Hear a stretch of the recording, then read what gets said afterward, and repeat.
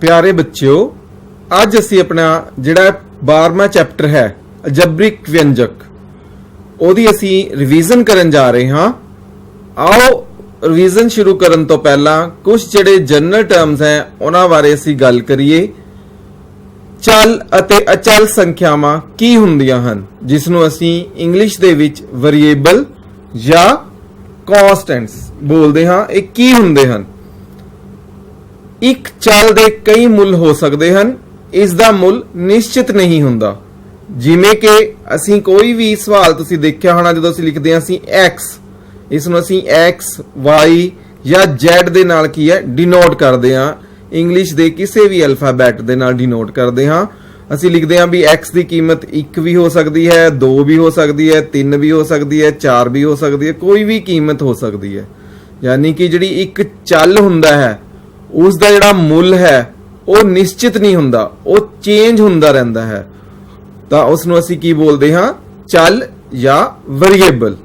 इसे तरह अचल संख्या यानी कि एक निश्चित मुल हुंदा है, उसनूं असी की बोलते हाँ? अचल संख्या। जिवें 2 है, 2 का मुल 2 ही है, सानू पता है 2 का मुल 2 चीज़ां होणगियां। जे मैं लिखदा 5 तो 5 का मुल 5 ही है, तो मतलब 5 चीज़ां होणगियां। तो ये की है साडी अचल संख्यावां हन। हुण व्यंजक की हुंदा है?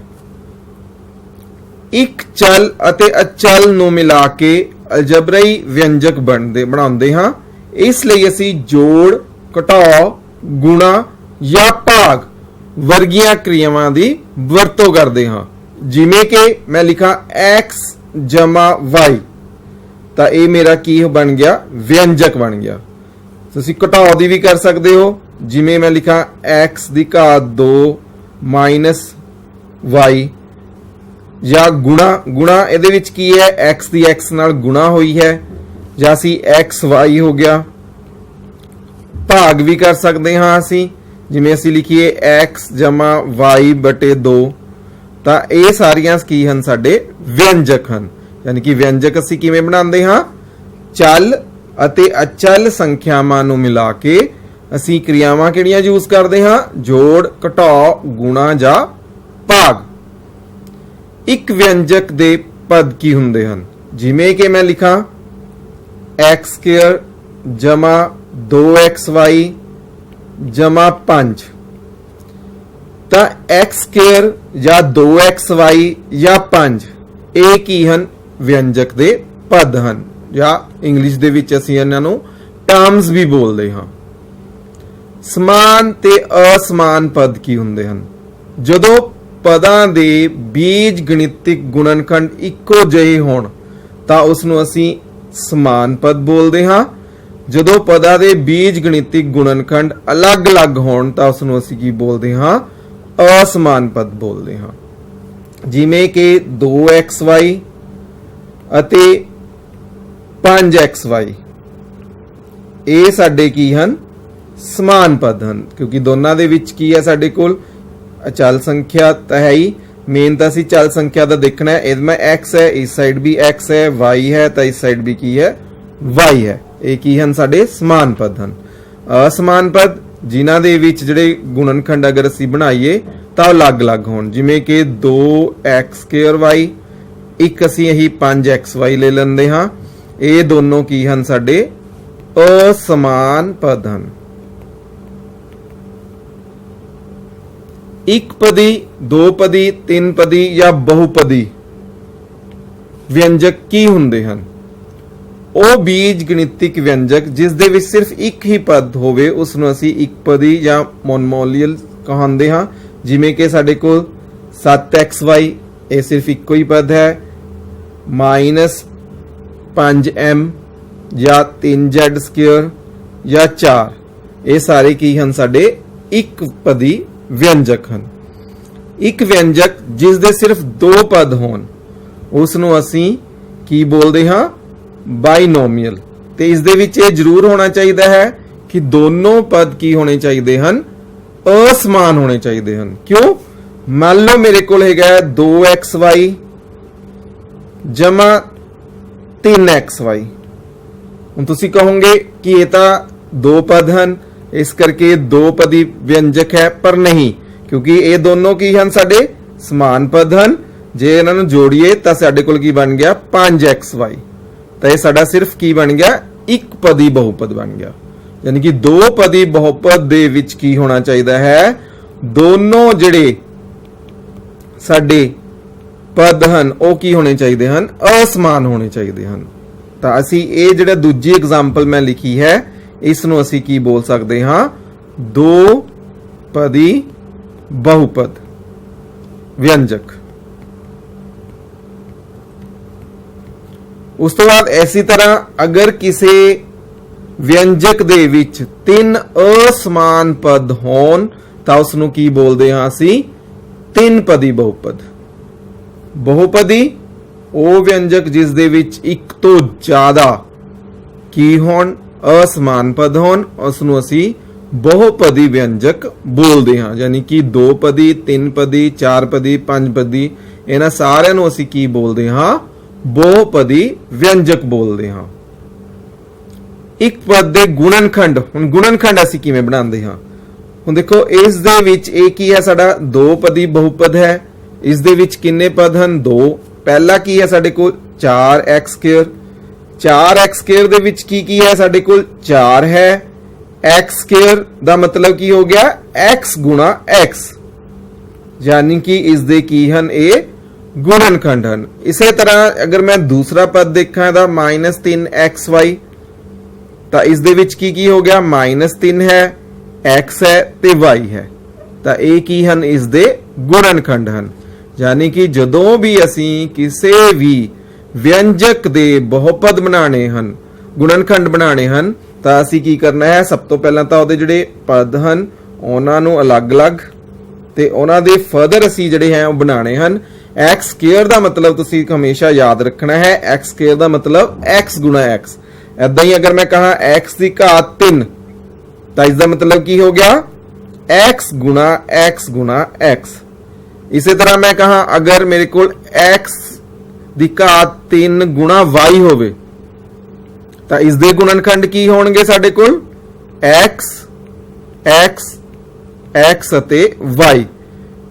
x 3 बार क्यों लिता है? क्योंकि x दी जिहड़ी घात है वो कितनी है? 3 है। x साडे कोल कितने बारी गुणा हो रहा है? 3 बारी गुणा हो रहा है। बीज गणितिक अते संख्यात्मक गुणाक की हुंदे हन। जेकर मैं गल करा इसे तरह 2xy दी, तां इस दे विच जिहड़ा 2 है ये की है? इसदा संख्यात्मक गुणाक है। जिहड़े xy हन वो की हन? इस दे बीज गणितिक गुणाक हन। यानी कि जिहड़ी अचल संख्या है वो साडी की हुंदी है? संख्यात्मक गुणाक हुंदी है। जिहड़ी चल संख्या है वो साडी की हुंदी है? बीज गणितिक गुणाक हुंदी है। आओ असी पहली उदाहरण देखते हाँ।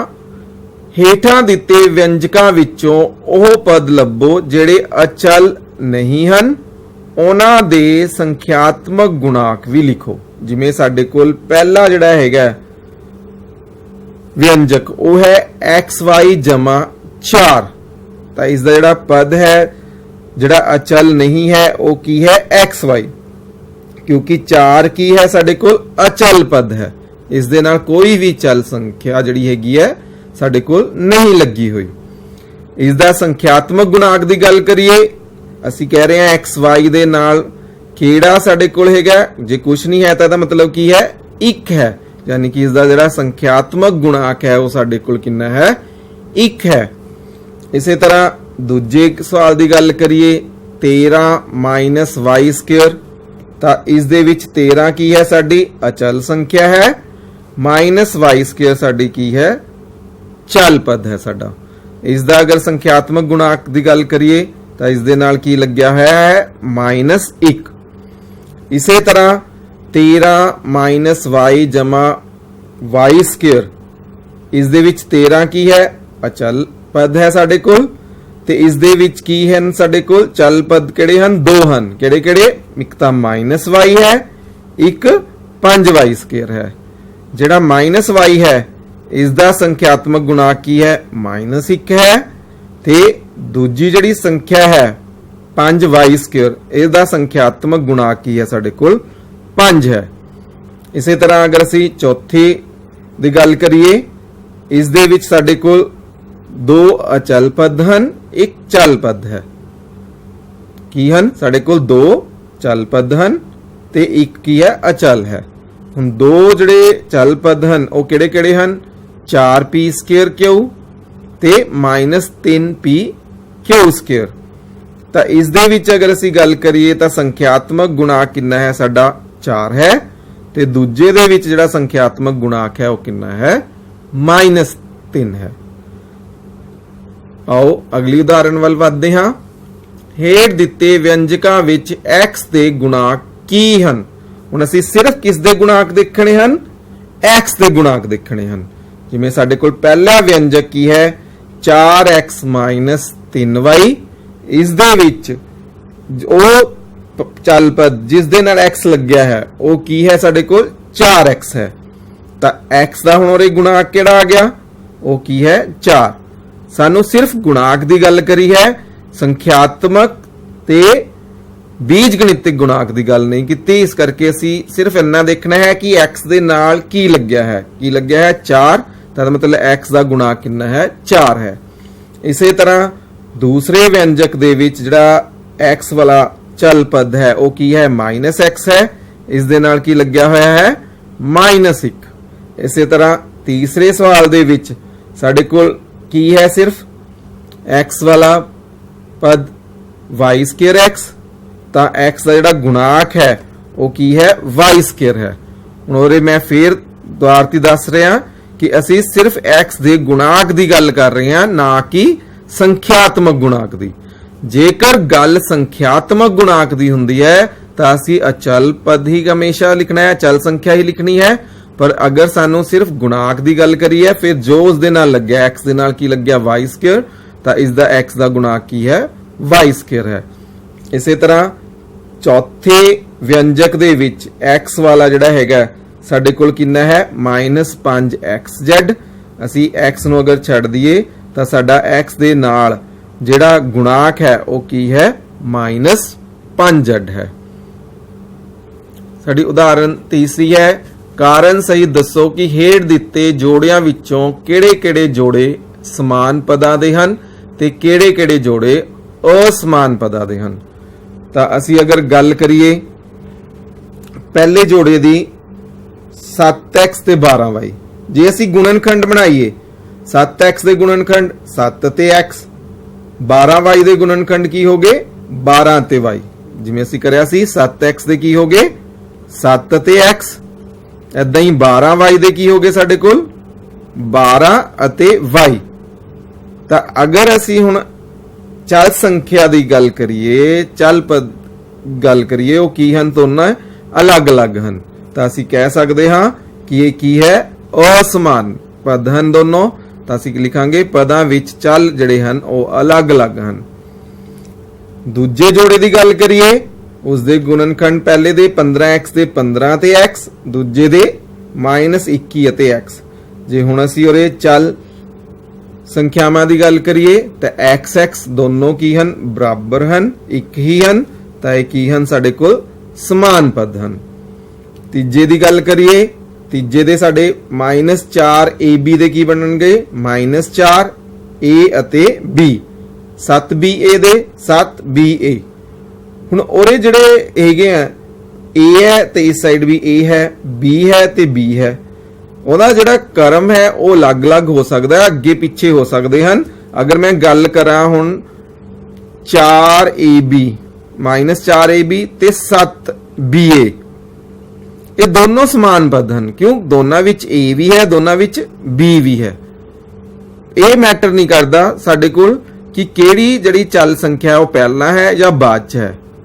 ਠੀਕ ਹੈ ਬੱਚਿਓ, ਇਹ ਗੱਲ ਦਾ ਤੁਸੀਂ ਧਿਆਨ ਰੱਖਣਾ ਹੈ।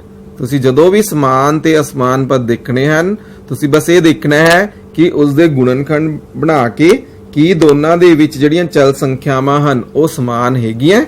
ਜੇ ਸਮਾਨ ਹੈ ਤਾਂ ਉਹ ਕੀ ਹਨ? ਸਮਾਨ ਪਦ ਹਨ।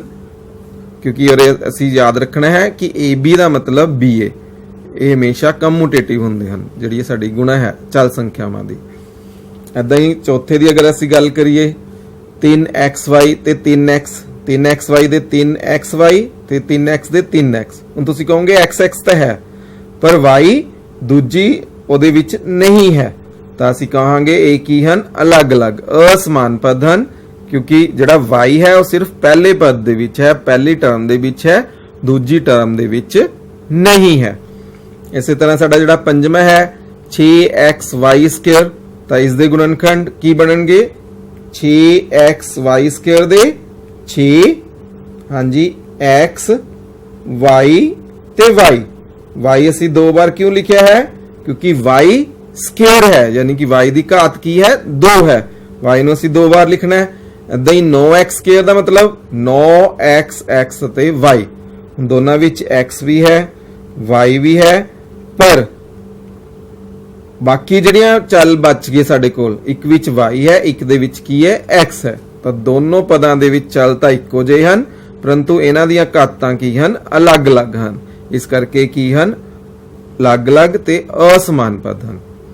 साडा लास्ट जिहड़ा हैगा pq² ते -4pq², तो इस दे विच गुणनखंड अगर चल पद की गल करिए तो एक है, p है, q² मतलब q दो बार है, दूजे विच गल करिए -4 है, p q ते q दो बार क्यों लिखा है, फिर वही q² है, दोनों दे विच p भी है, q है।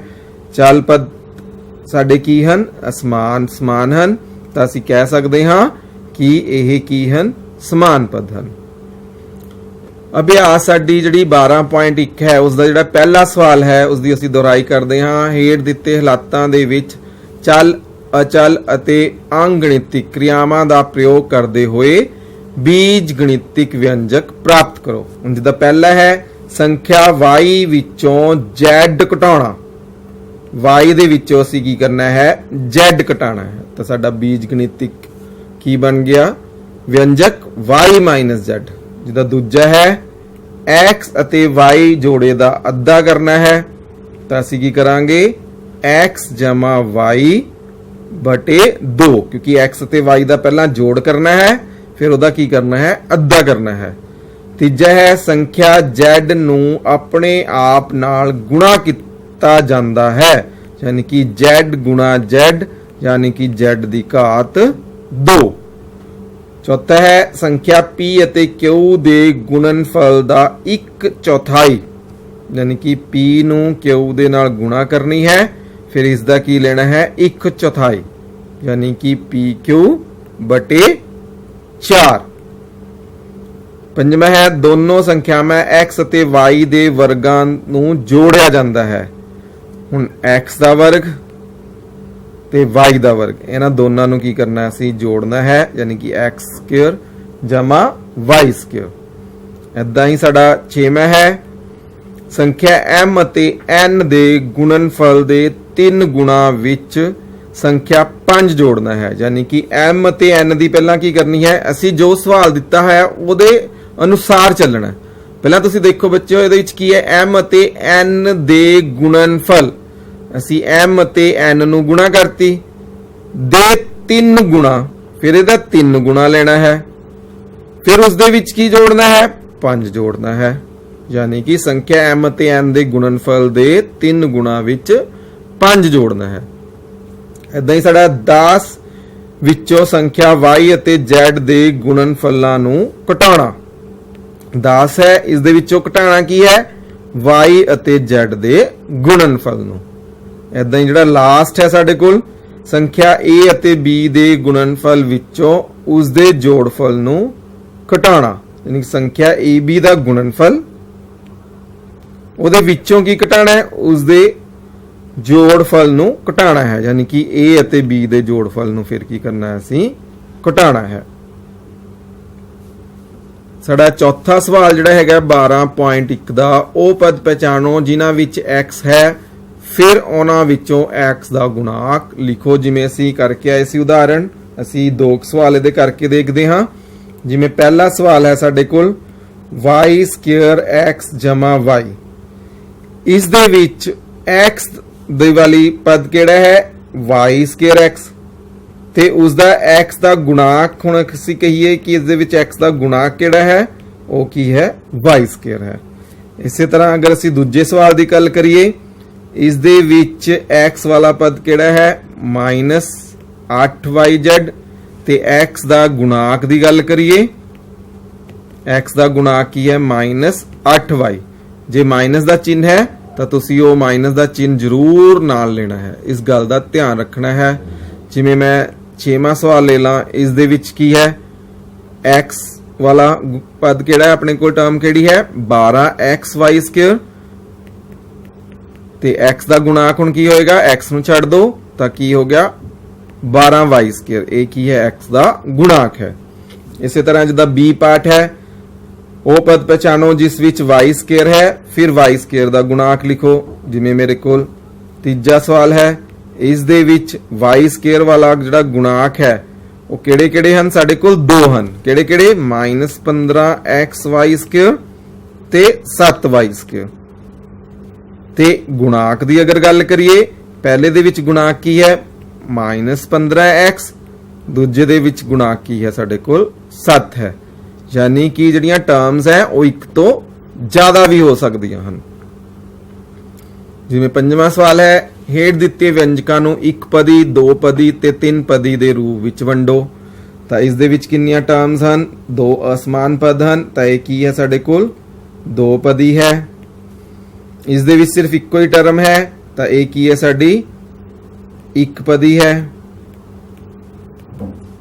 ਇਸ ਦੇ ਵਿੱਚ 1 2 ਤੇ 3 ਅਸਮਾਨ ਪਦ ਹਨ, ਤਾਂ ਇਹ ਸਾਡੇ ਕੋਲ ਕੀ ਹੈ, ਤਿੰਨ ਪਦੀ ਹੈ। ਤੇ ਲਾਸਟ ਵਾਲੇ ਵਿੱਚ ਫਿਰ ਇੱਕ ਪਦ ਹੈ, ਇਹਦਾ ਮਤਲਬ ਇਹ ਕੀ ਹੈ, ਇੱਕ ਪਦੀ ਹੈ। 6ਵਾਂ ਸਵਾਲ ਹੈ, ਦੱਸੋ ਕਿ ਦਿੱਤੇ ਹੋਏ ਪਦਾਂ ਦੇ ਜੋੜੇ ਸਮਾਨ ਪਦਾਂ ਦੇ ਹਨ ਜਾਂ ਅਸਮਾਨ ਪਦਾਂ ਦੇ ਹਨ। ਇਹ ਦੋਨੋਂ ਕੀ ਹਨ, ਸਾਡੀਆਂ ਅਚਲ ਸੰਖਿਆਵਾਂ ਹਨ, ਇਸ ਕਰਕੇ ਕੀ ਹਨ, ਸਮਾਨ ਹਨ। ਇਸ ਦੇ ਵਿੱਚ ਅਗਰ ਗੁਣਨਖੰਡ ਬਣਾਈਏ -7x ਦੇ ਤਾਂ -7 ਤੇ x, 5/2x ਦੇ 5/2 ਤੇ x, ਦੋਨਾਂ ਵਿੱਚ ਜਿਹੜਾ ਚਲ ਸੰਖਿਆ ਹੈ ਉਹ ਕੀ ਹੈ, ਸਮਾਨ ਹੈ ਗੁਣਨਖੰਡ ਉਸ ਦਾ, ਤਾਂ ਇਹ ਕੀ ਹਨ, ਸਮਾਨ ਪਦ ਹਨ। ਲਾਸਟ ਵਿੱਚ ਗੱਲ ਕਰੀਏ ਮੈਂ x ਹੈ ਤੇ y ਹੈ, ਤੇ ਇਹ ਕੀ ਹਨ, ਸਾਡੇ ਅਸਮਾਨ ਪਦ ਹਨ। 7ਵਾਂ ਸਵਾਲ ਹੈ, ਹੇਠਾਂ ਦਿੱਤਿਆਂ ਵਿੱਚੋਂ ਸਮਾਨ ਪਦਾਂ ਨੂੰ ਪਹਿਚਾਣੋ। ਹੁਣ ਅਸੀਂ ਸਾਨੂੰ ਸਾਰੇ ਦਿੱਤੇ ਹੋਏ ਹਨ, ਅਸੀਂ ਸਮਾਨ ਪਦਾਂ ਨੂੰ ਪਹਿਚਾਣਨਾ ਹੈ। ਦੇਖੋ -xy ਸਕੁਅਰ, ਤਾਂ ਹੋਰ ਕਿਹੜੀ ਟਰਮ ਹੈ ਜਿਸ ਦੇ ਵਿੱਚ x ਹੈ ਤੇ y ਦਾ ਸਕੁਅਰ ਹੈ, ਉਹ ਕੀ ਹੈ, ਸਾਡੇ ਕੋਲ 2xy ਸਕੁਅਰ। ਹੋਰ ਅਗਰ ਅਸੀਂ ਦੇਖੀਏ, ਬਸ ਇਹਦਾ ਮਤਲਬ ਇਹ ਸਾਡੇ ਸਿਰਫ ਦੋ ਜੋੜੇ ਹਨ ਜਿਹੜੇ ਕੀ ਹਨ, ਸਮਾਨ ਹਨ। ਉਸ ਤੋਂ ਬਾਅਦ -4yx ਸਕੁਅਰ, ਹੁਣ ਅਸੀਂ ਦੇਖਣਾ ਹੈ y ਤੇ x ਦਾ ਸਕੁਅਰ, ਤਾਂ y ਅਤੇ x ਦਾ ਸਕੁਅਰ ਯਾਨੀ ਕਿ bx ਸਕੁਅਰ y, ਇਹ ਸਾਡੇ ਸਮਾਨ ਜੋੜੇ ਹੋ ਗਏ। ਉਸ ਤੋਂ ਬਾਅਦ 8x ਸਕੁਅਰ, x ਸਕੁਅਰ ਵਾਲੇ ਦੇਖ ਲੈਂਦੇ ਹਾਂ, -11x ਸਕੁਅਰ ਤੇ -6x ਸਕੁਅਰ, ਇਹ ਸਾਡੇ ਕੀ ਹੋ ਗਏ, ਸਮਾਨ ਪਦ ਹੋ ਗਏ।